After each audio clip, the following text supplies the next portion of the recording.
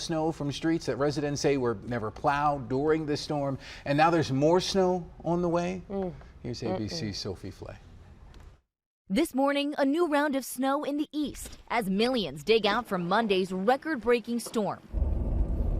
More than 150,000 customers in Massachusetts still without power.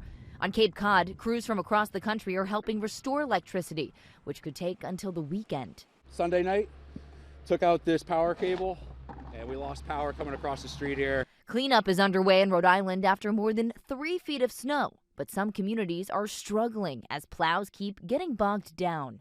We're stuck and the snow is up high, up to our knees. The storm turning deadly at Salve Regina University in Newport, where authorities say a student died from carbon monoxide poisoning while charging his phone in a vehicle. In New York City, 4 men are wanted for questioning in connection with a snowball fight that sent 2 police officers to the hospital. The blizzard hit airports hard. More than 2,000 flights were canceled Tuesday alone, with thousands more delayed. On the roads, authorities are warning drivers to clear snow and ice from their vehicles, saying chunks that fly off can cause dangerous distractions and even serious damage. Sophie Flay, ABC News, New York.